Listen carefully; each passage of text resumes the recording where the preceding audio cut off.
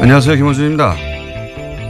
국가보훈처는 어제 감사 결과를 발표하고 박승춘 전 보훈처장을 수사 의뢰했습니다. 총선과 대선 직전 박정희 유신 독재에 저항했던 민주화운동을 빨갱이 책동이라고 교육하는 DVD를 국정으로부터 받아 배포하고 청와대 지시와 정경련의 지원을 받아서 세월호 특조위 해체 시위와 같은 관제 데모에 동원됐던 고엽제 전후회에 한국토지주택공사로부터 주택사업 우선사업자가 될 수 있도록 지원하는 등 혐의는 여러 가지입니다. 이 수사 의뢰에 대해 조선일보는 또 한 번 정치보복 프레임을 끌어들였습니다. 이전 정권은 선거 패배와 정권 교체로 국민 심판을 받았고 그 이상 엄중한 심판이 없는데 직성이 안 풀려 다 감옥에 보내면 정권이 다시 바뀌면 그대로 보복당할 것이다. 조선일보 이야기입니다. 조선일보는 엄정한 법 집행과 법질서 확립을 주장하는 무수한 사설을 그동안 써왔는데 정작 보수가 그 엄정한 법 집행의 대상이 되자 갑자기 봐줘야 한다는 거죠.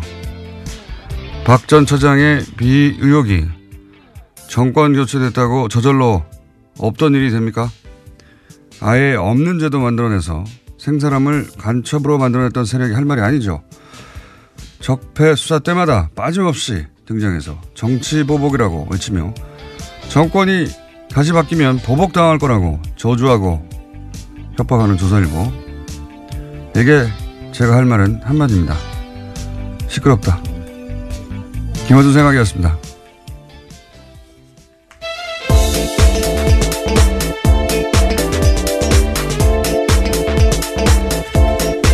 시사인의 김은지입니다. 자, 또 오늘도 참 다이나믹한 한국이에요. 이슈가 워낙 많죠. 예. 이렇게 매일 하는데도 매일 이렇게 20분 동안 떠도는 뉴스가 나오는지 모르겠습니다. 자, 오늘은 어떤 뉴스가 첫 번째입니까? 네, 어제 국군기무사령부가 국방부 댓글조사 TF를 감청해서 압수수색 계획을 미리 알았다라는 뉴스 전해드린 바가 있는데요. 군 기무사가 이를 인정했습니다. SBS 보도 직후에 이석구 기무사령관이 의혹을 전면 부인한 것과는 전혀 다른 태도인데요. 하지만 기무사 쪽은 수사를 방해할 의도는 아니었다라고 해명하고 있습니다. 그러니까 감청 자체도 합법적인 업무였다라고 주장하고 있는데요. 승인된 회선으로 감청하는 가운데 조사 TF가 별도의 전화를 사용하지 않았기 때문에 자연스럽게 감청이 이루어졌다라고 주장하고 있습니다. 자연스럽게 감청이 이루어졌다. 네, 어제는 이제 뭐 아무런 문제 없다고 완전 부인했다가 그렇죠. 하루 만에 자세가 바뀌긴 했는데 이제 SBS가 확보한 게 뭔지는 모르겠습니다만 그게 증인인지 물증인지 뭔지는 모르겠습니다만 이렇게 자신 있게 보도했을 때는 뭔가 있겠죠. 믿을 만한 구석이. 그러자 이제 감청을 하긴 했는데 아니 우리가 감청을 하려고 한 게 아니라 그 회선에서 저절로 걸려들었어. 이런 거 아닙니까? 제가 최근에 본 해명 중에 가장 창의적이네요. 저절로 걸러들였을 뿐 우리는 하려고 한 게 아니다 이거죠. 예. 예, 저절로 걸러들었다고 하더라도 어쨌거나 그 내용을 보고했고요. 그 보고한 문서를 삭제했습니다. 그런데 그게 복원돼서 걸린 거거든요. 그러니까 왜 삭제했는지에 대해서는 설명하지 못하고 있는 거죠. 아니 이게 상급기관이 범죄 혐의를 지금 조사하고 있는데 저절로 걸렸다고 하더라도 그걸 보고하거나 거꾸로 예 이거 이 회사를 닫아야 된다고 보고하거나 혹은 거기에 대해서 그 회선을 이 사실 자체를 사실은 조사 대상에게 알려줘야 되는 거예요. 예. 그런데 그렇죠. 수사 방해가 될 수 있는 상황이니까요. 근데 이제 그거에 대해서 이제 자기들은 압수수색에 대비해서 증거인멸을 시도했다. 예. 하는 정황이 지금 의심되는 것이고, 예. 저는 그 군 관련 특히나, 예. 군 관련은 군에 이 수사를 맡기면 안 되겠다 하는 생각을 다시 한번 하게 되는 것이 이 국정원 TF 때하고는 또 다른 것이요. 국정원 TF도 비슷한 구조로 했거든요. 예.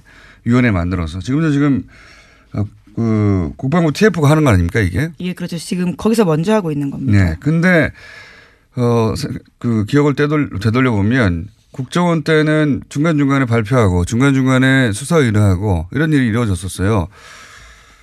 근데 이제 국방부 TF는 수사 의뢰가 한 건도 없지 않습니까? 네, 오늘 아침 한겨레 신문이 그렇게 보고했는데요. 자체 수사를 통해서 수사 의뢰하거나 관련 자료를 검찰에 보낸 적도 없다라고 합니다. 심지어 검찰의 자료 요청에 대해서 보안 등의 이유로 거절당하는 사례가 많았다라고 합니다. 그리고 제일 제가 어처구니 없는 게 예를 들어 수사관이 가요. 그러면 가장 먼저 하는 게 요즘은 그 하드를 뜬다고 하죠. 예, 디지털 증거들이 워낙 많아서요. 문서를 다 거기서 하고 하는 게 요즘 누가 손을 씁니까? 예. 하드를 뜨는 이미징 작업을 해야 되는데 아예 이미징을 못하게 하니까 그 옆에 서가지고 거기서 압수수색을 해도 이미지를 뜨는 게 아니라 그 PC에 앉아가지고 검색하고 있어요. 검색. 예, 이렇게 그렇죠. 해서 그 안에 있는 모든 문서 혹은 뭐 이름을 바꿨을 수도 있고요. 또는 그 파일을 그 암호화해서 숨겨놨을 수도 있고요. 이게 어떻게 조사가 됩니까? 그 자리에 앉아가지고 게다가 남의 PC에 앉아가지고 그 남의 PC 구조가 어떻게 되는지도 모르는데 검색을 해서 찾아가라는 거거든요. 말도 안 되는 거예요. 그런 방식의 압수수색밖에 허용하지 않고 있거든요. 상급기관이 왔는데 그래서 기무사령부도 댓글 활동에 관여했다고 하는 이야기는 한 달 전에 나왔는데 지금까지 조사가 이루어진 게 없어요. 제대로. 네, 압수수색도 겨우 한 달 지나서나 했다고 하는데요. 말씀처럼 이미징 그러니까 복제도 못하게 해서요. 그런 식으로 현장에서 곤혹스러운 상황이라고 합니다. 그리고 나서 이 국방부 TF 또 군인이거든요. 게다가 이 사람들이. 군인이 가서 군인을 조사하는데 군인들이 거부하는 거예요. 제대로 거부한다기보다 협조를 안 하는 거죠. 이미징도 안 된다고 하고. 국정원 같은 경우는 중앙 서버를 대놓고 지금 조사하고 있는데 이건 개개인의 PC도 못하게 하니까 조사가 될 리가 있습니까? 국방부가 제대로? 예. 저는, 이 수사는 처음부터 다시 해야 된다고 봅니다. 이 정도 해놓고 대충 넘어가서 시간이 지나고 또다시 이런 일이 벌어지게 돼 있어요. 처음부터 다시 해야 된다. 예. 다시 짜가지고. 국방부 TF로 이 일을 제대로 못할 것 같으면 아예 외부에서 들어가서 처음부터 다시 해야 된다고 봅니다. 네. 저는 이 한겨레 특종 굉장히 중요한 특종이라고 봅니다. 군에 관련된 수사는 사실상 제대로 된 게 없다 이거거든요. 예. 그리고 국정원에서 가짜 사무실 만들어서 방해하던 것 이상이죠. 예. 자기들끼리 도청해가지고 자기들끼리. 그렇죠. SBS는 또 그런 내용들을 보도했었는데요. 처음부터 다시 해야 된다. 예. 저는 그렇게 봅니다. 게다가 지금까지 수사 의뢰도 없고요. 예. 이미징도 안 되고. 예. 완전 개판이에요. 수사가. 자, 굉장히 중요한 특종 나왔고 저희도 앞으로 계속해서 SBS도 추가 못하겠죠. 다음 뉴스는요. 네, 임종석 대통령 비서실장의 아랍에미리트 행과 관련해서 계속해서 여러 가지 보도들이 나오고 있는데요. 오늘 아침에 중앙일보에서 좀 자세한 내용들이 나왔습니다. UAE 왕세자가 날짜를 지정하면서 요청돼서 결정된 일정이다라고 여권 핵심 인사가 밝혔다라는 건데요. 이 인사의 발언을 인용한 보도를 보면요.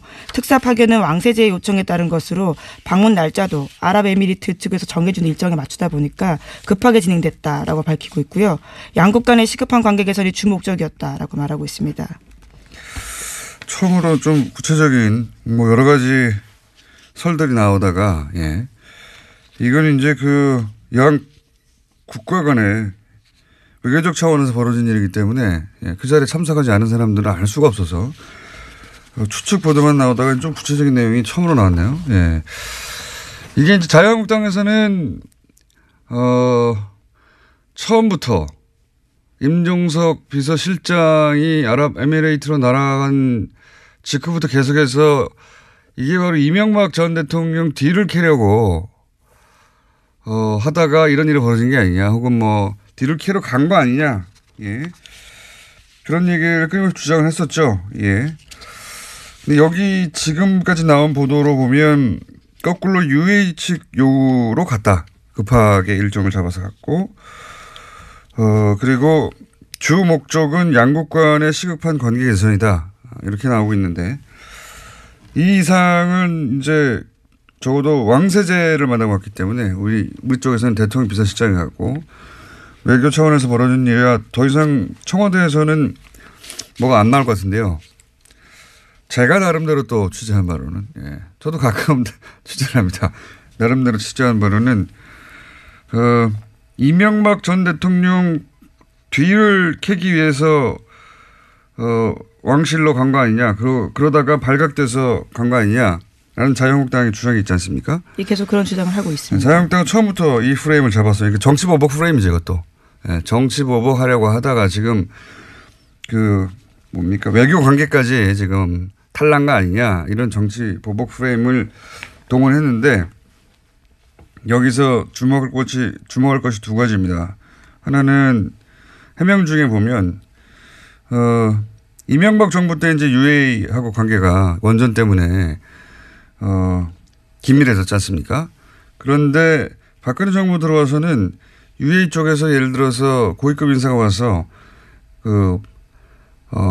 현역 때 만났던 그러니까 이명박 전 대통령을 만나려고 해도 박근혜 정부 시절에는 일정을 안 잡아줬대요. 안 잡아주고 대신 현 정부의 총리를 만나고 가라. 당시 현 정부라면 박근혜 정부. 당시 박근혜 정부의 그런 식으로 UAE와 관계가 소원해졌다고 해요. 거기까지 제가 들은 이야기고. 그러면 이번에는 왜 갑자기 가느냐? 저쪽의 요구에 따라. 그거는 결정적인 사건이 뭐였냐면 이명박 전 대통령이 갑자기 바레인에 가잖아요. 네, 그랬죠. 12월 달에. 굉장히 시급한 상황이었는데 시급한 상황이었다는 거는 다스는 누구 겁니까가 폭발적으로 보도되고 할 때였는데 바레인에 뜬금없이 강연을 간다고 하셨죠. 그 이후로 UAE가 갑자기 여러 가지 항의를 현 정부에 했다. 이명박 전 대통령이 바레인에 갔을 때 그러니까 정치 보복을 하다가 UAE가 관계가 나빠진 게 아니라 이명박 전 대통령이 바레인에 갔을 당시에 무슨 일이 일어났다. 이거는 제가 전후 사정을 취합하다가 저의 추정입니다. 이것도 역시 저 참석해 보지 않았기 때문에 이 고위급의 만남에 이명박 전 대통령이 뭐라고 했어요. 네, 12월 달이 아니고 11월 달에 갔습니다. 제가 날짜를 잘못 말씀드렸는데요. 뭔가 이간질을 했어요. 뭔가 이간질을 가서 하고 그 얘기를 들은 UAE는 이명박 전 대통령의 예를 들어서 다스 관심 없어요. 당연히 그게 아니라 뭔가 이간질을 한 것 같다. 그리고 그 프레임에 딱 맞춰서 자유한국당이 정치보복이라고. 여기까지가 제가 추정한 바입니다. 뭔가 했습니다. 바레인에 갔을 때. 이건 제가 좀 더 취재해보고 구체적인 게 있으면 다시 이야기하기로 하고. 여간 언론에서 보도 안 되는 것 중에 하나가 이명박 전 대통령의 바레인 전후에서 이런 일이 갑자기 벌어진 거거든요. 뒤로. 그때 뭘 했어요. 뭘 했어요 아마. 본인이 살려고 뭘 한 것 같습니다. 자, 다음 순요. 네, 다스 실소유주와 정호용 전 BBK 사건 특별검사에 대한 고발 사건 기억하실 텐데요. 아직 기초조사조차 이루어지지 않았다라고 오늘 아침 한겨레 신문이 보도했습니다. 검찰이 고발장 접수 뒤 2주가 되도록 고발인 조사조차 하지 않았다라는 건데요. 정호용 전 특검의 공소시효는 2달 남짓 남았다라고 합니다. 이건 하지 않을 수 없어요. 물론 검찰로서는 부담스럽겠죠. 검찰이 주도한 특검이었는데 그때 120억 비자금 나왔는데 심지어는 돌려줬다는 거 아닙니까? 그리고 이 건은 이미 증인도 너무 많고. 그렇죠. 그 당시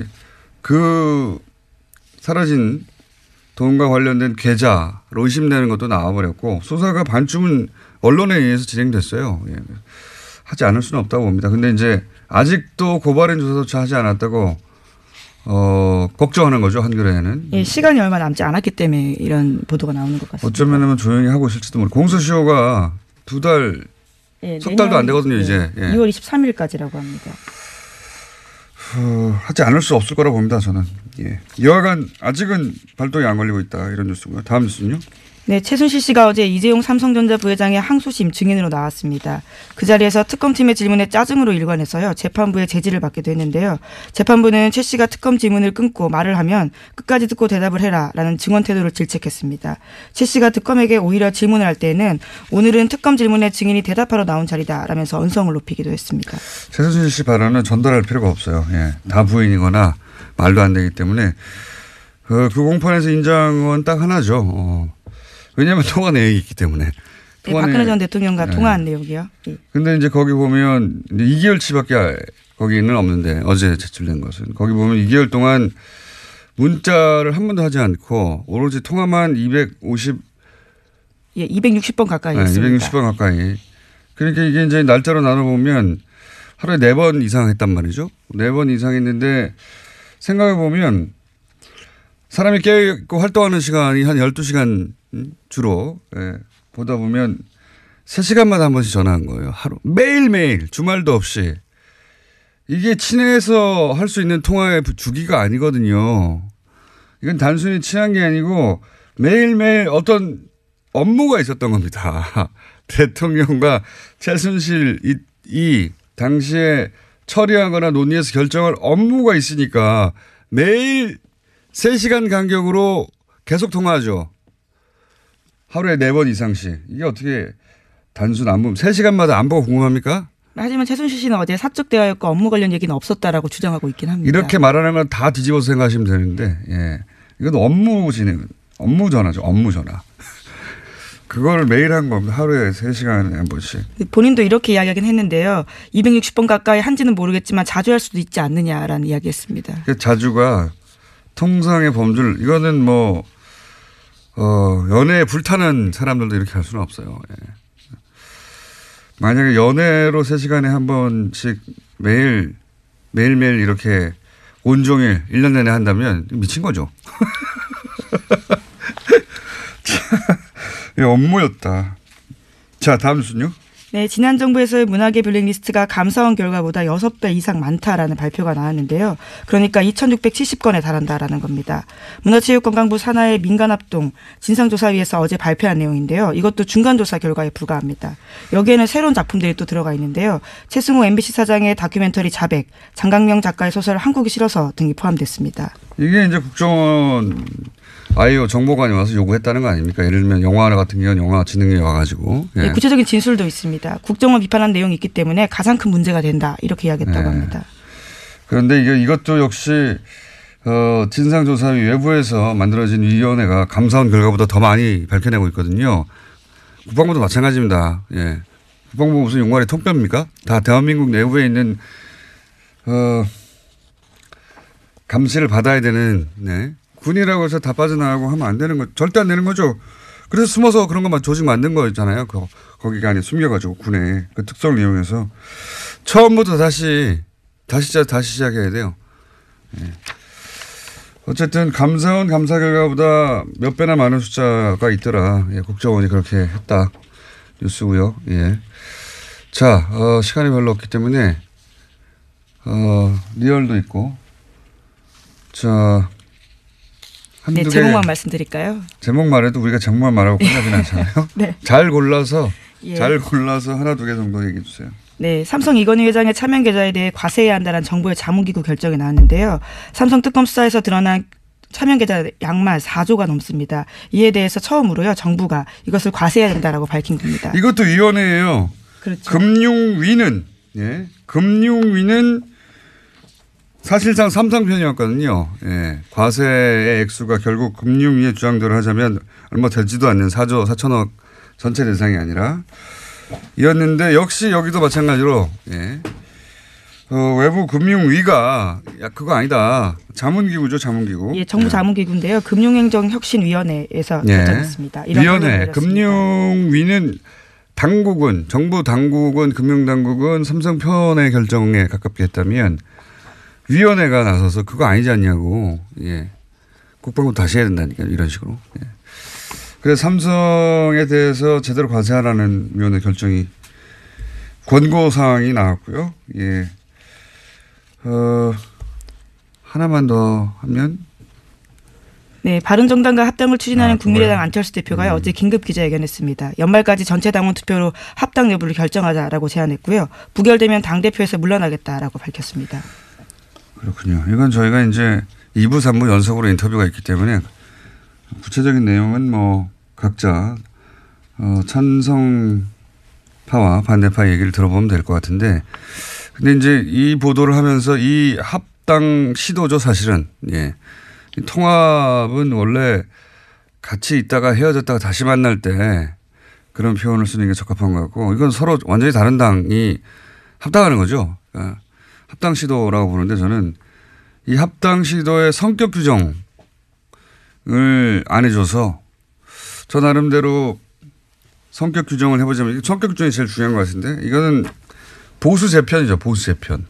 보수를 재편하고자 하는 큰 프로젝트의 첫 부분이 실행되고 있다. 저는 그렇게 성격 규정하는데, 왜냐하면 국민 바른 각각 39석, 11석 합치자 그런 당대당 합당 시도 그런 계획이라면 이렇게 안 하죠.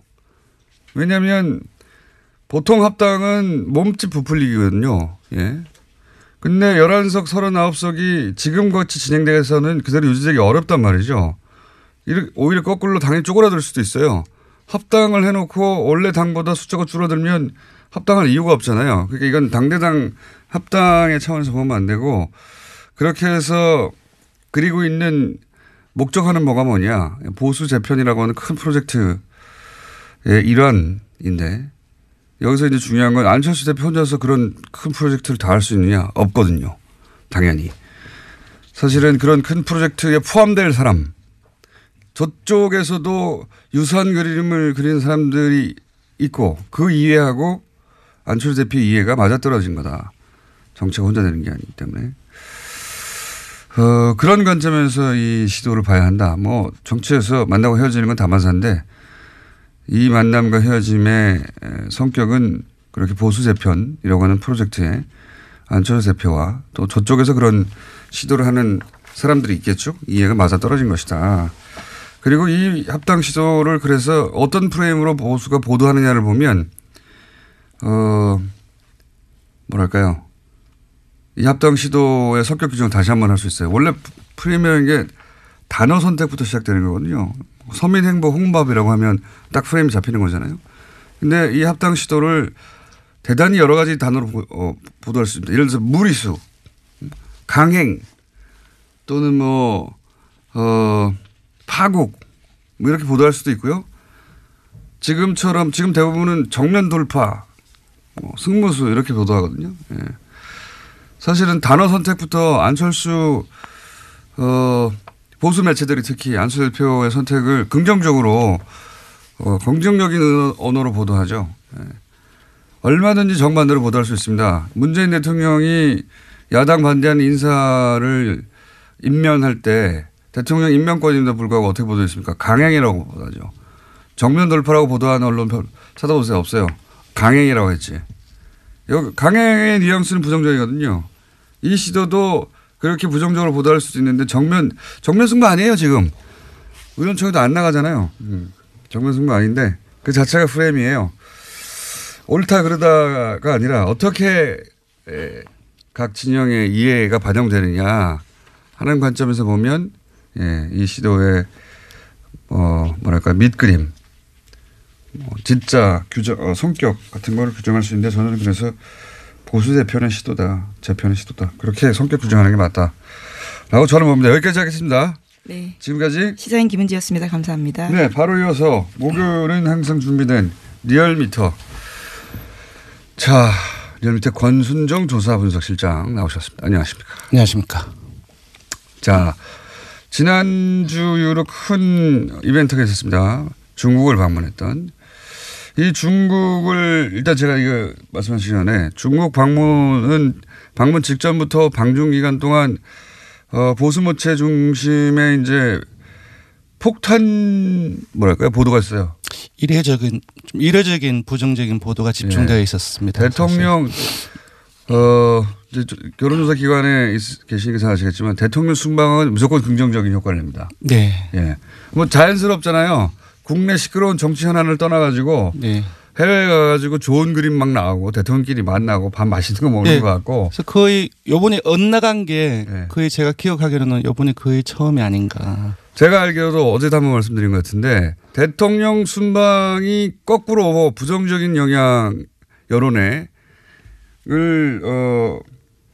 낸 것은 제가 기억하기로는 처음이에요. 근데 이제 그게 그래서 제가 계속 악의적이라고 했는데 순방 첫날부터 계속해서 부정적인 보도만 쏟아냈거든요. 보수 매체에서 혼밥 이거 시작해가지고 엄청난 숫자의 부정적인 보도 홀대 혼밥을 네. 보수 매체가 정말 폭포수 같이 쏟아냈어요. 선전적인 단어 뽑기가 상당히 많이 나온 것 같습니다. 실제 그래서 이제 저는 방중 기간 동안은 뭐가 뭔지 모르는 채 아마 일반인들이 이 혼밥과 홀대 보도를 엄청나게 흠뻑 젖었죠. 예. 종편도 말할 것도 없고요. 그래서 이제 지지율이 실제 타격을 입었죠. 네, 실제 타격이 입었습니다. 최근 3주 동안에 조금씩 하락을 해서 73%에서 지난주에는 68.6%로 떨어졌습니다. 예. 근데 이제 이게 시간이 지나고 좀 여유를 갖고 보도를 되돌아보고 사실관계를 유권자들 뭐 시민들이 확인해 보고 그러면서 이게 다시 상승할 거라고 전 예상했었거든요. 어떻습니까? 네, 소개해 드리겠습니다. 이번 주에는 금방 말씀드린 것처럼 최근 3주 동안 하락세가 멈추고 지난주에 지지율을 유지했습니다. 0.1%포인트 상승했고요. 68.7%입니다. 부정평가는 0.3%포인트 하락해서 25.4%입니다. 오히려 하락했군요. 이제 다시. 예. 그 일간으로 보면 월요일에 67.7%로 지난주 금요일에 많이 떨어졌지만 지난주 금요일에 비해서는 소폭 상승한 그 수치이고요.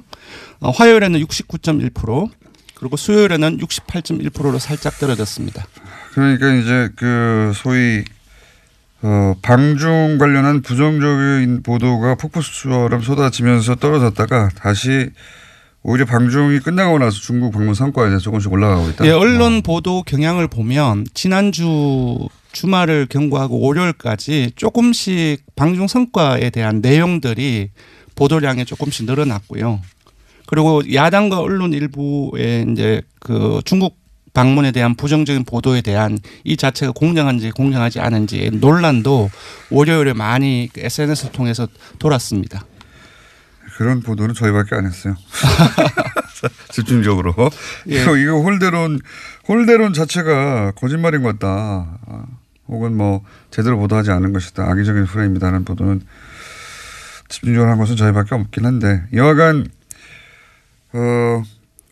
이제 하강 곡선을 그리다가 방중 기간 동안 오히려 이제 방중이 끝난 다음에 조금씩 다시 회복되고 있다 이런 얘기네요. 네, 그렇습니다. 그 화요일에는 이제 평창 동계올림픽 홍보 행사에 거의 하루 정도를 다 빼서 트레인 원이라든지 MBC 미국 MBC 인터뷰 보도라든지 이에 대한 그 이와 관련된 보도가 상당히 많이 확대되었었고요. 또 어제는 조금 떨어졌는데 오늘 이제 조간에서도 일부 그 조간 사설에도 일부 나왔던데 평창 올림픽 기간에 한미 연합 훈련의 연기 검토한다는 소식이 그 나왔었죠. 이런 뉴스를 항상 노년층에서 싫어하죠. 보수층에서. 한미연합훈련을 평창 올림픽 때문에도 연기하자고 해도 무조건 싫어하는 경향이 좀 있습니다. 근데 저는 한편으로 지금까지 그 현 정부는 2번 정도의 이 보수 진영 매체에 폭탄을 맞았거든요. 한 번은 이제 북핵 그리고 이번엔 방중. 예. 2번의 집중적인 폭격을 받았는데 그러니까 이 현 정부가 소위 그렇게 폭격을 집중적으로 당했을 때 입을 수 있는 그 지지율의 하락의 정도를 저는 그 두 사례를 보고 이제 가늠해 볼 수 있다고 보는데 그게 한 60% 중반까지 에서 저지가 되어 보면. 네, 맞습니다. 지난 9월 3일 그 북핵 이후에 계속 떨어져서 한 67%까지가 최저치로 떨어졌거든요. 그리고 이번에도 떨어진 것이 지난주에 68.6%인데 사실상 상당히 많이 지금까지 그 하락한 그 최저선이 네. 한 60%대 중후반대, 중반이라기 하기는 좀 그렇고 중후반대가 아닌가 싶고요. 굉장히 어떤 의미에서 놀랍기도 합니다. 저지선이. 예, 왜냐하면은 그 지지층의 저지선이. 지난 정부 박근혜 대통령 국정수행 지지율 최고치가 주간 집계로 67.0%입니다. 그쪽 그런 것들을 최저치하고 감안을 이쪽 하면 최저치하고 예, 차이는 있지만 그래도 전반적으로 그 최저치하고 지금까지의 최저치보다 이전 정부의 최고치보다 높다는 것은 조금 생각해 볼 부분이 있는 것 같습니다. 지지층을 굉장히 단단하게 결속한다. 왜냐하면은 이런 일이 있으면 다시 또 지지층 결집을 해요. 네. 이탈도 하지만. 네네. 예, 지지층 결집도가.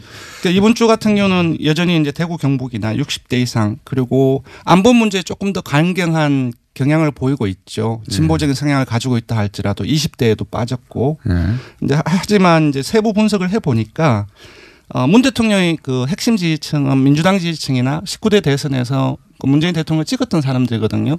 이쪽에서의 지지율은 거의 변동이 없거나 그리고 이번 주 민주당 지지층에서는 오히려 소폭 올랐습니다. 그래서 뭐 역결집을 보이고 있다라고는 분석하기는 좀 힘들지만 이러한 어떤 부정적인 보도가 확대되는 과정 속에서도 핵심 지지층은 거의 변화가 없다라고 볼 수 있을 것 같습니다. 이게 이제 보수층에서 그러니까 보수 세력에서 이제 공략하기 굉장히 어려운 포인트가 이런 거죠. 그렇습니다. 예. 그러니까 분명히 폭탄을 쓸 수 있는 걸 다 썼는데 예, 더 이상 하락하지 않는 거. 왜냐하면 핵심 지지층의 전체적인 어떤 규모가 상당히 이제 넓다는 거죠. 그렇기 때문에 전체 지지율도 이런 상황에서도 많이 빠지지 않는 것 같습니다. 자, 정당 지지율은 수치만 간단하게 짚고요. 매번 뭐 0점 몇 이런 수준이기 때문에. 예, 정당 지지율은 원내 주요 정당, 그러니까 4당이 정의당을 제외하고 일제히 하락세를 보였습니다. 수치를 알려드리면 민주당은 0.8%포인트 하락해서 51.1%이고요. 한국당은 지난 3주 동안은 조금씩 올랐는데 이번에는 0.2%포인트 하락해서 18.5%입니다. 정의당은 이제 계속 그 최하위를 하다가 이번에는 상당폭 올랐다고 볼 수 있을 것 같습니다. 왜냐 지지율이 워낙 낮았기 때문에 2.1%포인트 상승해서 6%를 기록했습니다. 바른정당은 0.7%포인트 하락했고 5.1%입니다. 2주째 내림세를 보이고 있고요. 국민의당은 호남에서 7.5%를 기록했습니다.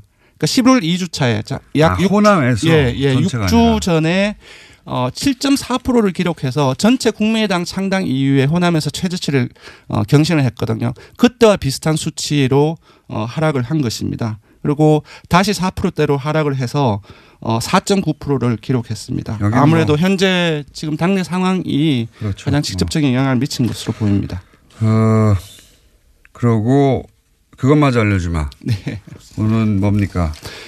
네, 이번에는 아까도 말씀드렸다시피 문 대통령의 중국 방문 전후로 해서 네. 그 다양한 어떤 언론 보도가 있었는데 거기에 대한 악의적인 프레임이라고 제가 계속 주장했던 일주일간 그 내용에 대해서 언론조사했죠. 예. 질문을 아주 건조하게 물었습니다. 잠깐 읽어드리면 지난주 문재인 대통령의 중국 방문을 전후한 언론 보도에 대하여 논란이 있습니다. 선생님께서는 문 대통령의 중국 방문 관련 언론 보도에 대해서 어떻게 생각하십니까? 이렇게 물었습니다. 우리 언론이 문 대통령 중국 방문을 어떻게 했느냐. 왜냐하면 질문의 공정성이라는 말이 들어가면 공정성이라는 말 들어갔다는 그 자체로 불공정했나라는 편견을 가지고 싶기 때문에 아예 질문에서 그런 부분들을 완전히 빼고 다 건조하게 처리를 했습니다. 언론 보도에 대해서 어떻게 생각하느냐. 네, 그렇습니다. 그랬더니 불공정했다라는 응답이 67.9%가 나왔고요. 반면 공정했다는 응답은 20.9%로 3배 이상이 불공정했다는 인식이 많은 것으로 나타났습니다. 사람들도 아는 거예요. 네. 이건 그냥 뉴스공장 청취층을 대상으로 한 게 아니고 그렇습니다. 일반 여론조사를 한 거거든요. 네. 그리고 조금 더 볼 것은 전혀 공정하지 않았다. 그러니까 아주 강하게 불공정성에 대한 비판 의식을 가지고 있는 사람들이 42.4%나 된다는 겁니다. 예. 네, 그렇고 세부적으로 보면 이거는 조금 중의적으로 봐야 되는데요. 자유한국당 지지층이나 보수층 60대 이상, TK, PK, 영남권을 포함해서 모두가 불공정했다라는 인식이 지배적이거든요. 특히 자유한국당을 보면 이건 좀 신기한 일이네요. 예, 왜냐하면 질문을 그 어떤 편향이 들어갈까 봐 뺐잖아요. 그런 부분들은 어떤 누구에 대한 공정성이 여기서 문제가 되는데 일부 자유한국당 지지층 응답자들은 자유한국당 지지층의 생각 을 기준으로 해서 응답한 부분들도 배제하기는 힘들다. 그럼에도 불구하고 공정성 논란 이 부분들이 문재인 대통령 청와대 현 정부에 대한 공정성의 논란이 사실상 많이 확대되었기 때문에 수치 자체 전체적인 수치 자체는 조금 낮게 볼 수는 있겠지만 전반적인 경향을 이렇게 봐야 될 것 같습니다. 네, 말이 너무 길어요. 네. 단순하게 합시다. 그러니까 네. 중국 관련 언론 보도가 불공정했다가 67.9%고 공정했다가 20.9%. 네, 그러니까 그렇습니다. 굉장히 이례적인 겁니다. 예. 대통령의 해외 순방 관련해서 국민들이 언론 보도를 불공정하다고 느낀다는 게 대단히 이상하고 이례적인 거고요. 그리고 네. 그걸 누군가가 모든 미디어가 우리는 그때 불공정했어라고 보도하지 않는데도 불구하고 불공정했다고 느끼는 거죠. 예. 그렇습니다. 여기까지 네. 하고요. 네, 예. 조사 개요를 불러드리겠습니다. 예. 이번 주중 조사는 TBS 의뢰로 이번 주 월요일부터 수요일까지 조사를 했습니다. 전국 19세 이상 성인 1,508명을 대상으로 했고요. 유무선 전화면접과 자동응답 혼용 방식으로 실시했습니다. 표본 오차는 95% 신뢰 수준 플러스 마이너스 2.5%포인트, 응답률은 4.3%였습니다. 리얼미터 권순정 조사분석 실장이었습니다. 고맙습니다. 국민의당 안철수 대표가 어제 통합 관련 기자회견을 했죠. 네. 안철수 대표의 비서실장을 맡고 있는 국민의당 송기석 의원 연결해서 좀 자세한 이야기 들어보겠습니다. 안녕하세요, 의원님. 네, 안녕하십니까. 송기석입니다. 제가 이해한 게 맞나 좀 봐주십시오. 어제 기자회견 핵심은 전 당원에게 통합을 추진할지 말지를 본인 재신임을 걸고 물었다. 이게 맞죠, 일단? 네, 맞습니다. 네. 그리고 또 한 가지 요거 관련해서 많이들 헷갈리는 것 같던데 저도 좀 헷갈렸는데 일단 전당원 투표를 해서 네. 통합하자고 하는 그 여론이 우세하면 그 투표 결과가 예. 그러면 그때 그 결과를 보고 전당대회를 하겠다 이렇게 2단계 통합을 진행하겠다 이런 거죠. 2단계 통합이라기보다요. 이게 결국 이제 그동안에 그러니까 바른정당과의 관계 설정에 대해서 당내 공론화 설정 그러니까 의원 워크숍이라든가 원외 지역위원장 간담회 이런 것들을 거치고 그동안 지역별 당원 의견을 수렴했지 않습니까?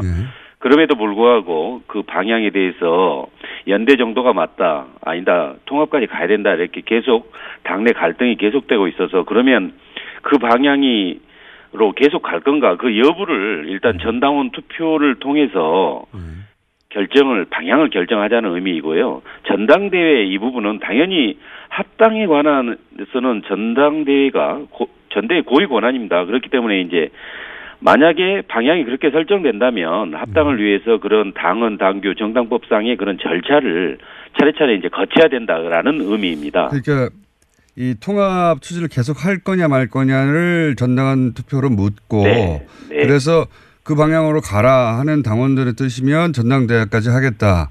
이렇게 2단계 제가 이해한 게 맞는 건 맞는 거죠. 표현은 뭐 2단계로 했던 거죠. 네, 맞습니다. 그래서 전당원 투표는 통합할 거냐 말 거냐 하는 의사만 묻고 네. 통합하는 게 좋겠다는 전당원의 의사가 드러나면 전당대회까지 해서 거기서 다시 이제 결론을 낸다. 이런 거죠? 네, 그렇습니다. 제가 좀 이해가 안 가는 건 그거 그냥 한 번에 하면 안 됩니까?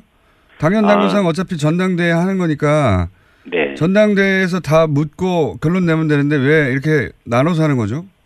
예, 맞습니다. 바로 이제 그렇게 갈 수도 있지만 그러나 지금 아시다시피 지금 당내에서 통합 방향으로 가는 것 자체도 맞지 않다라는 그런 의견들도 많이 있으니까 특히 이제 우리 원내 의원들 사이에서도 의견이 엇갈리고 현재 이 시점에서는 통합 자체 추진하는 것이 적절치 않다는 게 또 다수 의원들이기도 하고 하니까 그러면 진짜 우리 당의 실질적 주인인 우리 당원들은 어떻게 생각하는지 그 의사를 한번 확인해 보자.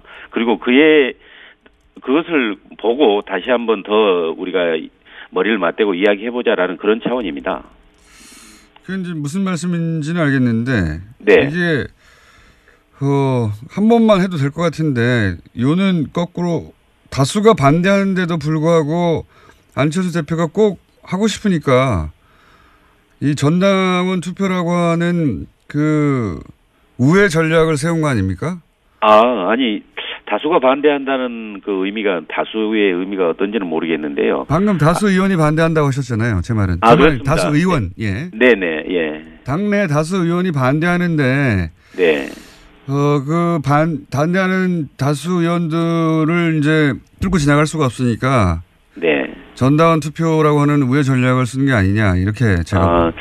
예, 근데 이제 저는 우회라고 보기보다는 오히려 이게 뭐랄까 그 정상적인 절차에 가깝다고 봅니다. 뭐 좀 전에 말씀드린 뭐 다수 의원이 반대한다는 의미는 그 다수라는 의미는 현재 단계에서 그러니까 개헌과 선거제도 개편에 전념해야 될 이 단계에서 통합 논의하는 것은 적절하지 않다라는 게 다수고 그러나 이제 그 일단 궁극적으로 선거 후 뭐 연대라든가 통합 이것은 얼마든지 가능하다라는 또 의원도 꽤 있습니다. 그러니까 방향 문제도 있고 시점 문제도 있습니다. 그런 거에 관한 전체 당원의 의사를 한번 확인해 보겠다는 뜻이죠.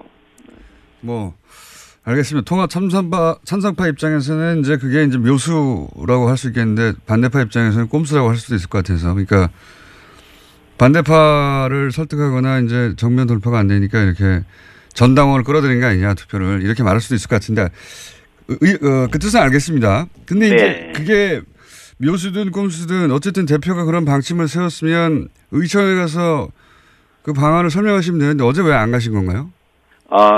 어제 같은 경우는 사실은 이제 약간 한 가지 오해가 있는데 이게 이제 의총이 결정되니까 그 전에 뭐 그 방향에 대해서 전당원 투표를 통해서 그 한번 확인해 보겠다라고 뭐 기자회견을 한 거 아니냐. 그런데 사실은 제가 알기로는 이렇게 지역별 당원 의견 수렴 절차까지 다 마쳤기 때문에 원래 그때 어제 오전 정도로 예정돼 있었던 걸로 압니다. 다만 그제 이제 의원총회가 중도파 의원들 몇 분이 요구를 해서 갑자기 결정된 거고요.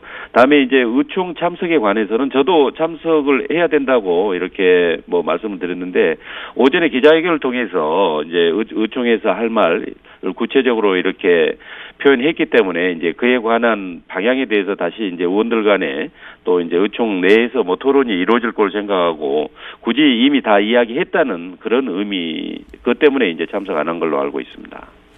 예, 뭐 그런 해명은 알겠는데 이제 네. 당의 운명을 결정하는 절차에 관해서 기자회견을 하고 의총에는 참석하지 않으면 소속 의원들이 화가 나는 건 당연하지 않습니까? 그것까지는 이해가시죠? 네, 뭐 일정 부분 저도 동의합니다. 그러니까 왜 안 오셨는지 그건 뭐 안철수 대표 본인만 아시겠지만 근데 이제 어제 기자회견에서 이런 표현도 나왔어요. 구태 정치, 기득권 정치 끝내야 한다. 네. 근데 이 40석 원내정당 대선 후보이자 당대표인 안철수 대표 자신이 기득권 정치인 아닙니까? 이제는? 예, 보기에 따라서 그럴 수 있는데 이제 그 안 대표께서 이제 아마 이렇게 표현한 부분은 직접 뭐 심지어 호남에 가서도 이렇게 그 당의 정말 혁신 방안 뭐 이런 거에 대해서 이제 의견을 들어보니까 물론 지방의원 상당수가 대다수가 이렇게 통합 방향에 대해서 반대를 하고 있지만 그러나 당원들의 또 상당수는 그 방향에 대해서도 동의하는 부분도 많다라고 이제 이렇게 판단한 걸로 알고 있습니다. 그러다 보니까 이게 그 이제 그 원내 의원들의 그 생각이 너무 개인의 입장에서 치우쳐서 주장한 거 아니냐. 그에 대한 그건 부적절하다는 이런 표현으로 알고 있습니다. 그러니까 이게 결국은 호남계 의원들을 뜻하는 거죠? 네, 그 중에서 전체를 다 의미하는 건 아니고요. 일부 호남계 이제 예를 들자면 당을 살리기 위해서 뭐 어떻게 혁신해야 되느냐에 대해서 논의하고 있는데 그게 마치 뭐 이렇게 야합이다, 뭐 적폐연대다. 과거 그 3당 합당처럼 YS에 뭐 그런 거 아니다고 이야기했음에도 불구하고 그쪽으로 가는 거다. 또는 호남을 기반으로 해서 전국 정당화하는 것을 호남 버리기다. 막 이렇게 그 개념 규정을 지으니까 그건 아니다. 그런 표현은 적절하지 않다는 거에 대한 지적입니다. 그러니까 통합에 반대하는 사람들이 말하자면 구태 정치고 기득권 정치인가요? 저는 꼭 그렇게 보지는 않습니다. 왜냐하면 저는 이 표현 자체도 좀 지나친 표현이라고 저는 개인적으로 생각합니다. 왜냐하면 그 통합을 찬성하는 측이건 반대하는 측이건 결국 국민의당을 살리자, 혁신해보자, 지방선거에서 이겨보자, 그거에 대한 그 각자의 생각을 이야기하는 거 아니겠습니까? 그럼 이건 어떻습니까? 안철수 대표 뜻이 관철돼서 전당원 투표에서 전당대회까지 가서 합당이 됐습니다. 그런데 마지막 질문인데요. 반대했던 의원들은 동의하지 않는 당으로 소속이 바뀌어버리는 거잖아요. 그분들은 그럼 어떻게 합니까? 그때가 되면? 나가야 되나요? 아니, 이 문제에 대해서는 저는 개인적으로 그렇게 생각합니다. 다시 전 당원의 의사를 물어서 어느 정도가 그에 대한 찬성하는지 그게 나오면 그걸 놓고 다시 또 이야기하게 되면 대다수 의원들은 다 함께 할 수 있을 거라고 봅니다. 결국 거듭 말씀드리지만 우리 당이 살기 위한 혁신 방안에 대한 논란이지 이게 서로 죽이기 위한 그런 논란으로 가서는 안 된다고 봅니다. 알겠습니다. 여기까지 듣겠습니다. 오늘 말씀 감사합니다. 네, 고맙습니다. 네. 안철수 대표 비서실장 국민의당 송기석 의원이었습니다.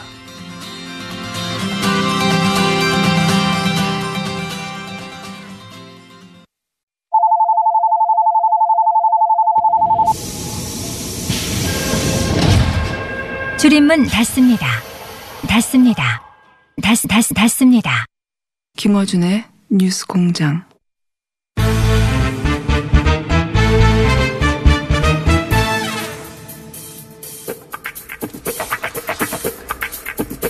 자, 오늘은 코너명 없이 그냥 박지원 코너로 하겠습니다. 정치 구단주. 네. 박지원 전 대표 나오셨습니다. 안녕하십니까. 진짜 안녕 못합니다. 진짜 안녕 못하실 것 같아요. 개인적으로도 당으로도 국가로도 네. 이렇게 처참할 수가 없습니다. 우선 부인 수술은 잘 되셨나요? 뭐 수술은 잘 됐다고 하는데 네. 얘기하지 않겠습니다. 네. 저를 울리지 마십시오. 쾌유를 빌고요. 감사합니다. 다른 이야기는 지금 할 계제가 아니고 우선 제가 궁금한 게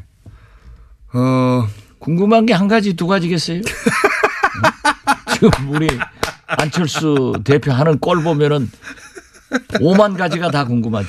우선 의총에 안 나온 것은 원래 안 나오기로 한 겁니까? 원래 나오기로 한 겁니까?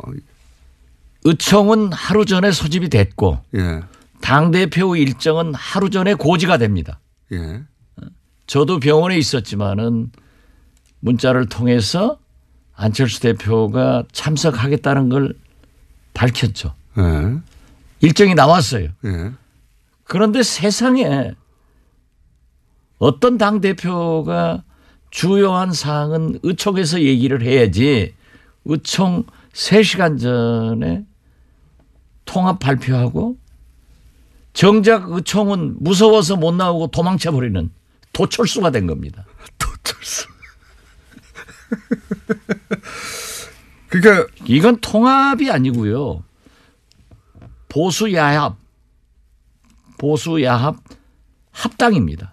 그래서 우리는 통합이라고 질문하면 앞으로 김공장장 안철수 편하고 똑같기 때문에 대답 안 할 거예요. 그럼 합당 시도라고 할게요. 합당 시도. 그 정도면 중립적인 단어 아닙니까? 예. 합당 시도. 저도 원래 통합은 김총수가 언제 중립적이지는 않죠. 아니 근데 안철수 미워하고 우리 국민의당 망하기 바라는 것은 뭐 잘 알고 있는데 망하기를 바라진 않아요. 지금 이 망할 조짐은 당내에서 만들어진 거지. 예.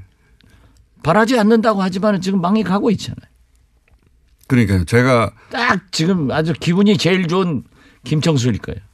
제 얼굴 표정이 그렇습니까? 아주 너무 행복해 보이네요. 대표님 얼굴도 한편으로는 행복해 보이기도 한데 제가 궁금한 것은 기자회견 미리 할 수도 있다고 봅니다. 중대한 사안은. 그런데 기자회견하고 3시간 후에 바로 달려오면 되지 않습니까? 달려왔어. 네. 의원들한테 설명하고 네. 설사 합당 반대파들에게서 많은 공격을 받더라도 당당하게 발표를 해야죠. 뭐가 무서워서 도망치고 뭐가 무서워서 피합니까? 그렇게 해가지고 앞으로 무슨 대통령 돼서 어려운 일 있으면 도망쳐버리고 이런 거 해가지고 대통령감이 되겠어요? 화가 단단히 나신 것 같은데 거기 모였던 의원들도 그런 분위기였죠? 당연히 그렇죠. 저도 그 대목은 진짜 이해가 안 갑니다. 그 기자회견이야 갑자기 급하니 또는 뭐 본인의 의지를 정확하게 전달하기 위해서 그랬다고 치고 그리고 이제 의총을 모았고 거기 이제 국회의원들이 다 기다리고 있는 거잖아요. 당내 의원들이. 당연히 그렇죠. 예. 기자회견을 했던 뭐 의도나 배경이나 이런 걸 설명하면 되는데 온다고 했다가 안 온 거죠, 갑자기. 도망쳤다니까요. 도망쳤다니까. 아니 현장을 기피하는 그런 지도자가 어디 있습니까? 문재인 대통령 후보가 광주에 갔을 때 광주 공항에서 한 20여 명이 오지 마라. 지난 총선 때요. 그렇죠. 예. 이렇게 데모를 하니까 문재인 대통령이 뒷문으로 나갔어요. 예. 그것을 두고 얼마나 비난했습니까? 당당하지 못하다고. 오긴 왔는데 뒷문으로 갔다고. 그렇죠. 예. 정치인은요. 예. 저처럼 달걀을 맞더라도 맞는 게 좋습니다. 그래서 그러한 현장을 도피하지 않고 만나서 설득을 하고 또 그분들의 의견을 듣는 것이 정치인이지 안철수식 정치인은 소통하러 전국을 돌아다닙니다. 라고 하면서도 광주에서도 부산에서도 춘천에서도 자기 편들 버스로 동원해 가지고 거기에서 통합합시다. 이 얘기 듣고 소통했다고 하면은 그런 소통 하루에 100번도 할 수 있습니다. 문제는 반대파들의 얘기를 들어봐야 되는 거예요. 그래서 저는 문재인 대통령에게도 야당과 소통을 하십시오. 오죽했으면은 김명수 대법원장 인준 표결을 앞두고 왜 대통령께서 야당 대표들에게 전화하지 않습니까?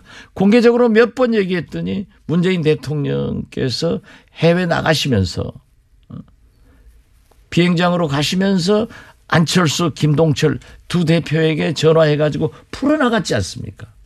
이것이 정치인이 할 일이고 이것이 지도자가 할 일이지 자기가 또 발표해놓고 곤란하고 비난받을 것 같으니까 도망친다고 하면은 그게 어떻게 안철수입니까? 도철수지. 도철수. 근데 언론에서는 정면 승부라고 하던데요. 그게 자충수 든 거죠. 망하는 길로 간 거죠. 그렇게 이제 내가 너무 흥분해서 얘기하니까 네. 안철수 지금 죽일 건데 공장장 입 다무는 거 보니까 오늘 내가 잘하고 있네요. 아니 어제 저도 만만히 재판을 받았어요. 그래가지고 그러셨죠. 빨리 네. 병원으로 가야 되는데 네. 전화가 왔어요. 지금 의원총회 중인데 굉장히 시급하죠. 한 사람이 부족해서 의결이 못 되고 있다. 네. 그래서 제가 안 나오려고 했는데 안 나가려다가 이건 아니다. 네. 내가 병원에서 울고 있어서 되겠느냐. 당을 위해서 내가 정치를 하는 놈. 그래 어제 처음 갔어요. 가서 한마디 하고 그때부터 어제부터 열이 받으셨고 제 투쟁 의욕이 확 불타올라 가지고 JTBC 손석희 뉴스룸에도 나가고 오늘 그러니까, 이렇게 여기 오늘 나오실 거면서 그 바로 직전에 아니 지금 뉴스공장보다 뉴스룸이 훨씬 손석희가 세요. 미안합니다. 아침은 저희가 장악하고 있어요. 근데 전날 밤에 하시면 어떡합니까? 그거야 지금 제가 다급하니까. 아니 당 대표가 의원총회도 안 나오고 도망치는 판국에 여기저기 제가 지금 가릴 때냐? 지금 여기서 나와서 또 다른데 오라가면 또 갈 것 같아요. 또 갈 것 같아요. 이러면 안 됩니다. 기자회견할 때 적폐 세력, 구태 세력이라고 표현한 게 대표님이죠? 뭐 저를 포함해서 네. 호남계 하는데 네. 보세요. 적폐 세력과 통합하려고 하는 안철수 대표. 네. 대통령 후보 나와서 떨어진 안철수 대표. 이건 기득권 아니에요? 또 당대표 하겠다고 나선 또 대통령 보수 대연합 해가지고 야합해가지고 그 길로 가겠다고 하는 이건 말이 아니에요. 노태우 대통령이요. 안철수 대표는 과거 정치사를 모르는 것 같아요. 그런 것 같습니다. 물론 의과대학 다녔으니까 거기 공부 잘했으니까 그쪽 잘했겠죠. 나는 또 의과대학 관계는 아무것도 또 모르잖아요. 네. 그런데 노태우 대통령이 김대중 총재에게 김 총재께서 다음 대통령 하십시오 하고 3당 통합을 제의하니까 DJ는 이건 아닙니다. 이 나라 민주주의를 위해서 이건 아닙니다 하고 거절하니까 다시 노태우 대통령이 YS에게 제의를 해서 YS가 털컥 잡았어요. 그렇지만 YS는 JP건 노태우건 일격에 제압할 수 있는 엄청난 리더십을 가지고 있으니까 내각제 개헌 약속하고 3당 통합을 받아들였지만은 나중에 각서를 가지고 내각제 각서를 가지고 나와서 찢어버리면서 자기가 대통령 된 거예요. 그렇지만은 DJ보다 YS가 먼저 대통령 됐지만은 역사는 YS는 실패한 대통령, DJ는 오늘날 어떻게 세계적으로 평가를 받고 있습니까? 이게요. 그렇게 욕심낸다고 해서 영린하면 안 됩니다. 기득권 세력, 구태 세력이 어쨌든 대표님도 포함되는 것 같긴 합니다. 지금 나가라는 얘기 아닙니까 이거? 몽땅 호남 출신 중진들 예. 자기에게 반대하는 사람들은 다 기득권 나가라. 구태 세력. 예. 구태 세력. 이 구태가 뭡니까? 구태라고 하는 것은 진짜 이게 신태가 구태 잡아먹고 있어요. 그래. 3당 야합을 해서 집권한 그 불행한 우리 정치사를 다시 반복하려고 하는 안철수 대표가 신태가 구태보다 훨씬 나쁜 거예요. 나는 구태를 인정합니다. 그렇지만은 제가요. 아니 보세요. 예. 저처럼 예. 개혁에 몸을 던진 사람 없습니다. 저는 그 국회의원들이 매년 하는 출판기념회 한 번도 안 해봤습니다. 저는 모든 관훈상제 한 번도 오픈해보지 않았습니다. 제가 만약 출판기념회 관훈상제 다 오픈해서 했으면 1위 10억씩 들어왔을 거예요. 저는 안 했어요. 예. 실제로 제가 아무것도 안 했어요. 예. 그거 유명합니다. 안 하시는 걸로. 뭐 DJ에 우리 동교동에 음흉한 그런 과거의 정치가 있었어요. 예. 그러나 제가 모시기 시작했던 DJ는요. 정치자금 가져오는 것 다 법에 의거해서 반환시켰어요. 그러니까 저는 과거에 그러한 것을 인정을 하지만은 저는 하지 않았고 제가 알고 있는 DJ도 그런 일을 안 했기 때문에 제 걸린 거 없잖아요. 저를 검찰에서 정권에서 다 잡아놓으려고 했지만 항상 저는 승자였지 패자는 아니었어요. 뭐가 구태입니까? 좋은 구태는 지켜나가야 되고 신태 더 나쁜 짓 하는 것은 악태지. 오늘 제가 박지원 대표님 오래 알았는데 이렇게 눈에 살기가 거의 살기 수준으로 초롱초롱 원래 선거하실 때 모든 사람이 피곤해하실 때 박지원 대표님은 선거만 하면 나는 힘이 나 하시는 분이거든요. 아, 그렇죠. 네. 근데 그 이상의 아주 그냥 에너지가 그냥 뿡뿡뿡 나오고 있습니다. 유창선 박사가 SNS에 글을 올리는 걸 읽어보니까 네. 박지원하고 안철수하고 그렇게 가까웠다. 안철수 대통령 그랬죠. 후보 때 예. 그렇게 헌신적으로 박지원이라고 하는데 그랬죠. 그건 불과 몇 개월 만에 예. 이렇게 헤어지는 것은 잘해준 사람한테 그렇게 하는 안철수의 인격이 의심스럽다 하는 정도로 글을 쓰셨더라고요. 그분도 안철수 대표의 지지자였는데. 그렇죠. 예. 네. 그런데 좀 싫은 소리 하면 딱 끊어버리는 거예요. 지금 대표님은 이것을 과거에 이제 3당 야합의 반복이라고 보시는 거죠? 당연히 그렇죠. 저는 처음부터 이건 3당 야합의 길로 가는 거고 제2의 YS의 길을 간다. 네. 이렇게 보고 있습니다. 그리고 안철수 보수하고 손잡으려고 한다 이렇게 보시는 거고. 진보 쪽으로 와서 대통령 돼 보려다가 네. 안 되니까 중도, 극중주의, 뭐 공화주의 이름도 잘 져요. 네. 자꾸 옮겨가더니 이제는 적폐 세력과 손을 잡고 보수 야합을 해서 합당을 해서 집권의 길로 간다고 하지만은 역사의 흐름은 한 단면을 잘라서 보면은 아주 지저분하지만 전체의 흐름은 도저히 좋은 방향으로 흘러갑니다. 안 됩니다. 그리고 자기가 얘기하는 통합, 합당도요. 전당대회에서 절대 안 됩니다. 전당대회는 왜 안 됩니까 근데? 전당대회는 지금 전당원 투표를 해서 전당원 투표는 안철수 대표가 유리하다고 생각하니까 하자는 거겠죠. 해서 거기서 통합 방향으로 여론이 우세하게 나오면 그런 다음에 전당대회를 열어서 밀어붙여서 이제 통과시키겠다는 거잖아요. 그렇죠. 전략은. 예. 자기가 자기 머리만큼 상대도 좋아요. 네, 박지원 대표님 머리 좋습니다. 저 못 당해요.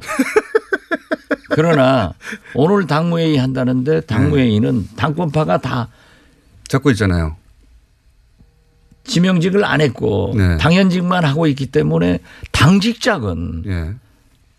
뭐 최고위원이건 사무총장이건 다 가지고 있는 거예요. 예. 통과될 거예요. 당연히 통과되겠죠. 그리고 또 당원 투표를 하더라도 예. 이게 안철수 당이기 때문에 예. 된다고요. 호남에서 모르지만 다른 지역에서 또 우세하겠죠. 아니 네. 수도권에서도 어렵죠. 네. 그렇지만 그래도 전체적으로 보면 될 수 있다. 전체적으로 보면 될 수 있는데 네. 왜 전당대회를 하려고 하느냐 네. 하면은 전당대회는 대표당원을 지역위원회에서 선출하게 돼 있습니다. 한 10,000명 되지 않습니까? 네. 네. 그렇기 때문에 우리 현역 의원은 자꾸 호남 의원, 네. 호남 중진하는데 예. 호남에 23명이 있고 예. 비호남권에 4명밖에 없어요. 네네. 4명이가 5명 뭐. 그렇기 때문에 그리고 전부 원외위원장들 아니에요. 대부분 원외위원장이죠. 90%가 원외위원장이죠. 예. 거기에서 대표당원들이 오기 때문에 그러니까요. 될 수 있다. 그러니까 이렇게 하지만은 한마디로 말해서 호남 지역은 불리하지만 다른 원외위원장들은 대표당원을 그쪽에서 뽑으니까 틀림없이 그쪽에서는 통합하라고 하는 사람들을 많이 뽑아서 보낼 또 테니까. 호남에도 예. 10% 지지 세력이 그러니까요. 있죠. 그래서 합쳐서 안철수 당이니까. 그러나 그 전당대회를 소집하는 절차 예. 그리고 진행 예. 이런 것에서 그렇게 용이하게 안 됩니다. 저는 전당대회는 절대 열 수가 없다. 그렇게 보십니까? 그렇게 보면은 안철수 대표는 공중으로 날아갑니다. 전당대회는 대표님이 아시는 절차나 실제 진행 방식이나 혹은 뭐 그 인원의 규모나 여러 가지 사정상 전당대회까지 가는 것조차 어렵다 이렇게 보시는 거죠? 그렇습니다. 예. 정치를 많이 하시는 분이니까 눈에 아니 훤히 그리고 보입니까 이게? 안철수 대표가 예. 그렇게 보수 대야합 합당하고 싶으면 나가서 해야죠. 왜 나무집에서 하려갑니까? 아니 스님이 절이 싫으면 절이 떠납니까? 스님이 떠나셔야지. DJ도 예. YS하고 있을 때 싫으니까 나와서 창당했잖아요. 예. 이것이 정치사고 이것이 인간 만사고 도리입니다. 내가 싫으면 나가서 하지. 데리고. 호남의 유권자들은 필요한데 호남에서 안철수 대표의 이 지금 합당 시도를 반대하는 사람만 당을 나가달라는 거죠. 안철수 대표는. 근데 당을 나가실 생각이 없는 거죠. 아니 예. 주식회사 회장도 대표이사도 마음대로 못합니다. 주주의 승인을 받아야 돼요. 예. 이게 주식회사가 아니에요. 장사꾼이 하는 게 아니에요. 안랩이 아니에요. 이게 무슨 CEO도 주면 못해요. 그러면은 이 정도의 지능을 가지고 이건 말이 아니에요.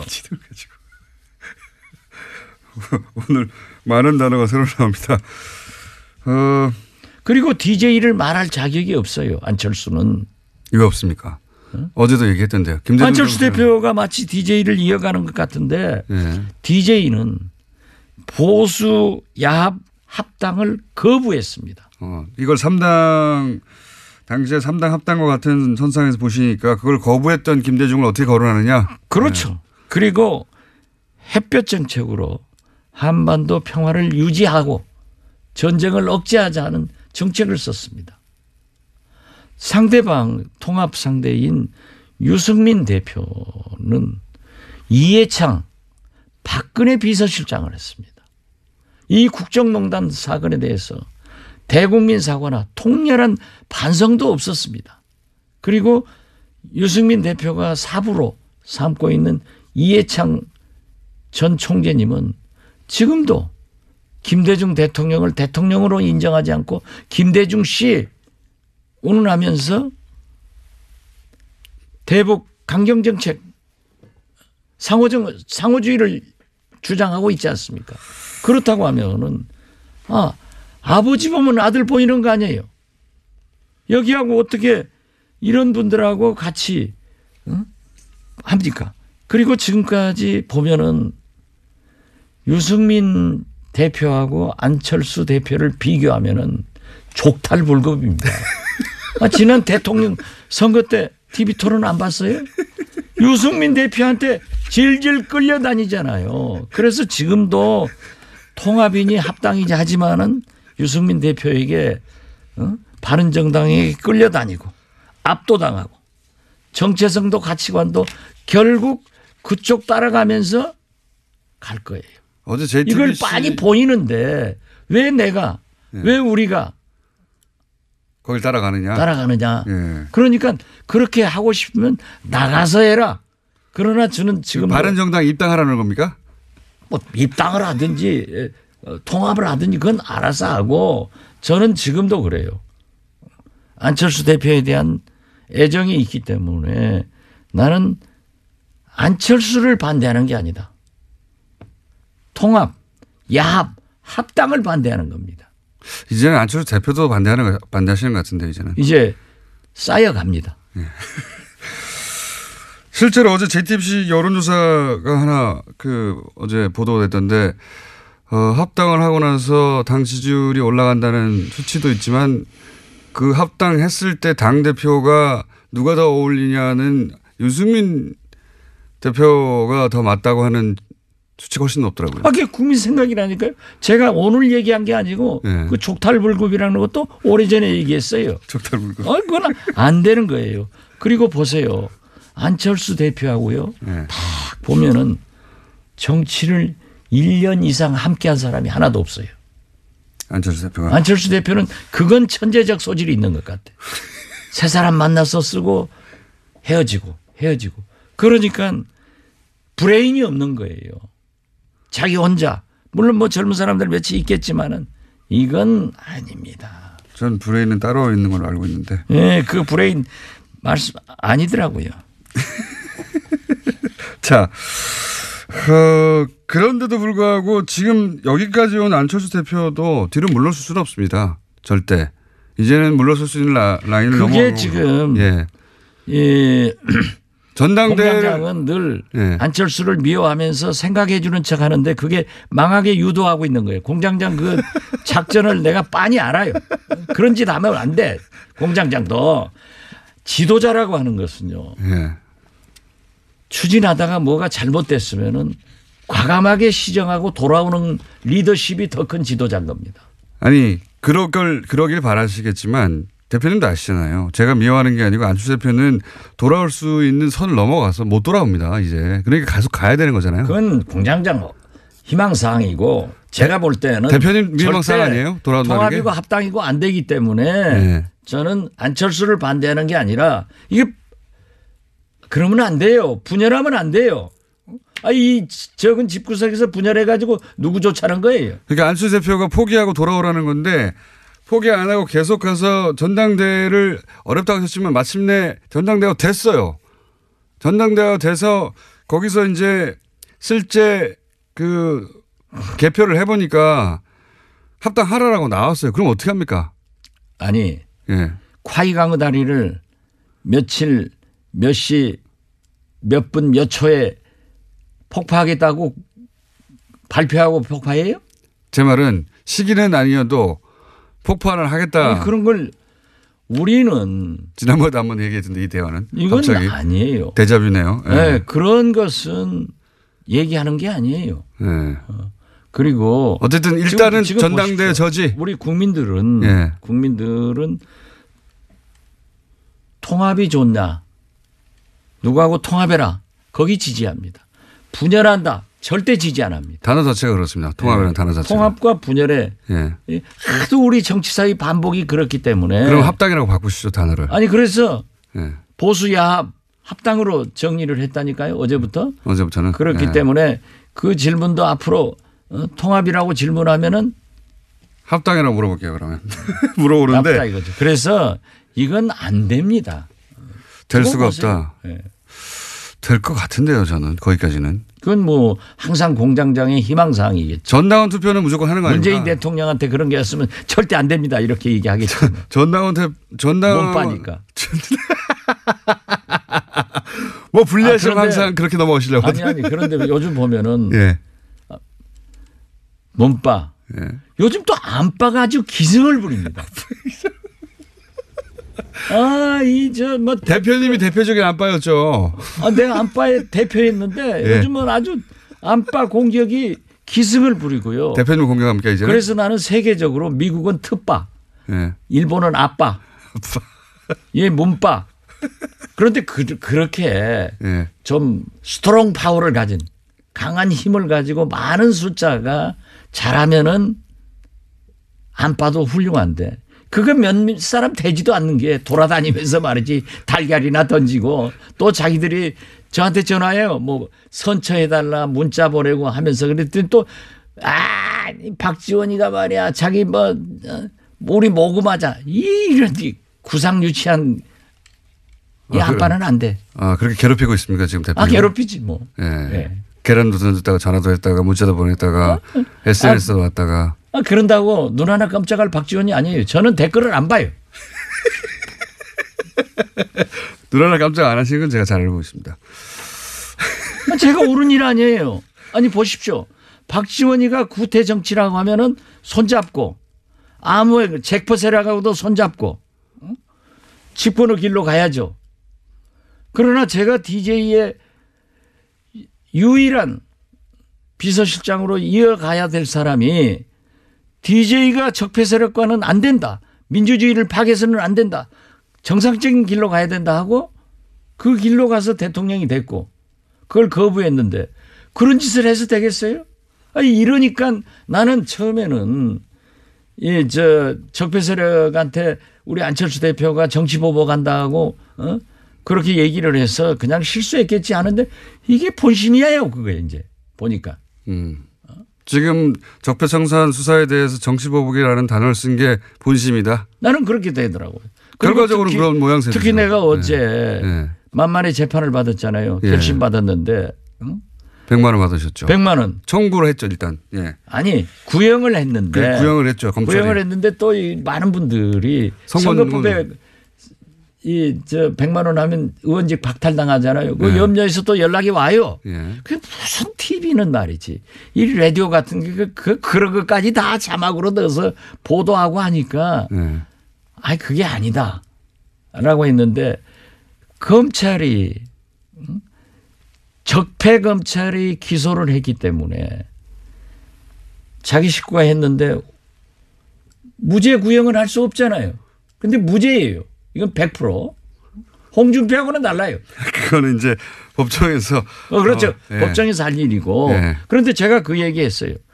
2011년 9월 이 박지원이가 만만의 의혹을 제기했을 때 2012년 4월 이 박지원이가 박근혜 대통령의 비리관계 의혹을 제기했을 때 낙곰수에서 김어준 공장장 주진희 부자 나하고 셋이 했잖아요. 근데 자기들은 기자하고 낙곰수 세다고 싹 빠져나가고 나만 지금까지 재판받았어요. 아닙니다. 그렇지만은 저희는 딴 건으로 바꾸고 있습니다. 아직도. 아니 그런데 나도 15년 재판받다가 이번에 이제 선고하면 끝나는데 그때 만약 검찰이 수사를 제대로 했으면 박지원을 수사할 게 아니라 만만에 박근혜를 수사했으면 이러한 국가 대불행이 없었다. 국정농단 사건이 없었다. 그래서 지금의 검찰처럼 적폐청산에 주력하지 않고 정치보복 수사를 했기 때문에 이 검찰은 과거 검찰은 국정농단의 공범이다 내가 그랬다니까요. 알겠습니다. 그런 세상인데 이런 사람들하고 손을 잡고 그런 사람들하고 잡아서 집권을 생각한다고 하면은 그것이 구태지. 응? 오래 살아서 좋은 짓 하면은 그것이 구태예요? 오래 살았어. 대표님 오늘 시간이 다 됐고요. 그러니까 아니 조금 더 해요. 아니 대표님 에너지가 너무 넘쳐가지고 제가 아니 저는 어제부터 예. 제 아내 지금 뭐 병원에 지금 갑니다. 예. 그렇지만은 내 앞으로 좀 안 나오려고 그랬어요. 예. 그런데 이게 내가 병원에서 울고만 있을 수가 없어요. 그래서 어제부터 아주 마음을 독하게 먹고 예. 이건 아니다.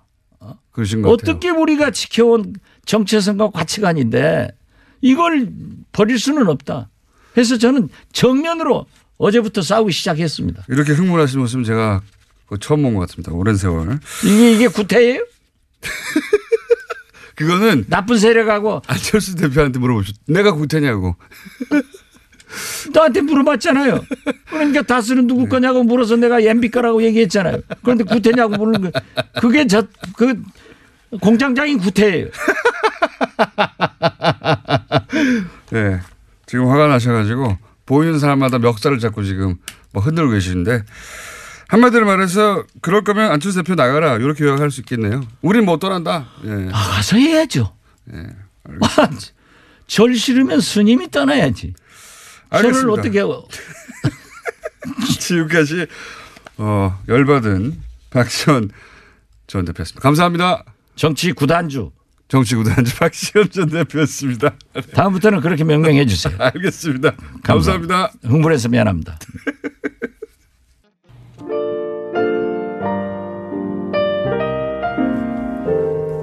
불친절한 AS 박지원 대표님의 방송 시작 시점부터 갑자기 박지원 대표님의 인기가 올라가지고 예. 예, 박지원 대표님 관련해서 문자 많이 왔네요. 예. 아주 많이 와가지고 전투력 만땅이다. 예. 등등등등등의 문자가 순식간에 많이 왔습니다. 다 소개해드리기는 그렇고.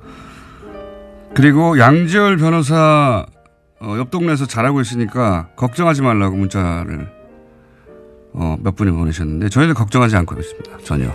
오래 버티지 못할 거기 때문에.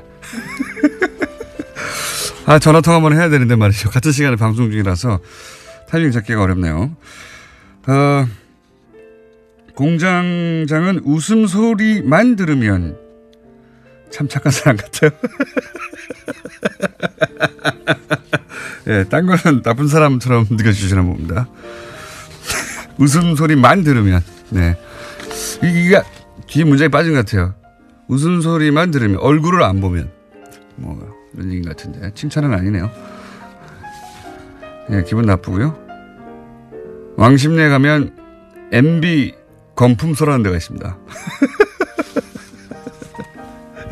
MB 문자가 들어온 전 세계 간판과 네, 전 세계 상품들을 저희한테 사진을 많이 보내주시는데 MB 건품소도 있군요. 예. 사진도 꼭 보내주시더라고요. 불친절한 에이스는 여기까지 하겠는데 여하간 오늘 박지원 대표님 문자가 폭주했다는 거 알려드립니다. 네, 여기까지 하겠습니다.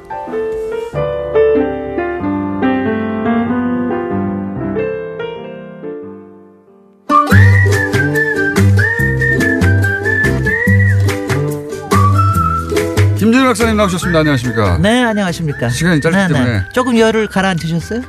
아니 가만히 있는데 막 불타셔가지고 지금 제가 목격을 했는데 네. 우리 공장장님께서도 물을 2잔을 준비를 해가지고 2잔 다 드시더라고요. 그런 거 보니까 엄청나게 같이 열도 감염이 된 것 네. 같아요. 저는 그 박지원 대표 저렇게 열받은 거 처음. 그럴 겁니다. 아니면 네, 박지원 대표가 여러 가지 못 참는 것 중에 하나가 비겁한 거예요. 그러니까 욕을 먹더라도 그 자리는 돌파를 해야 된다. 거기 가가지고 계란 맞아야 된다고 하시는 거죠. 맞아요. 아니 이거 솔직히 저도 그런 게 어저께 그 조금 저도 이런 얘기 해도 되는지 모르겠지만 이 코너에서 아니 또 빠져. 의총 3시간 전에 기습으로 하고 그다음에 의총에 안 나타나고 할 수는 있다가 봐 기자회견은 근데 갔었어야 하는. 물론이죠. 그러고 나서는 가야 되는 거죠. 그거 저거 왜 안 하는 가셨어요? 거는 그 굉장히. 거기 가서 오히려 정면 돌파하고 막고 막 두들겨 맞고 뭐 욕도 그게 듣고 훨씬 유리한데요. 그러면은 오히려 이게 구태다라고 밀어붙일 수도 있는 거 아니야. 아니 정치적으로는 원래 계란 맞으면 좋아하거든요, 다들. 저 정치인들이. 계란 맞은 사람이 다 잘 됐습니다. 정치인들은 네. 계란 맞으면 아싸해요. 네네.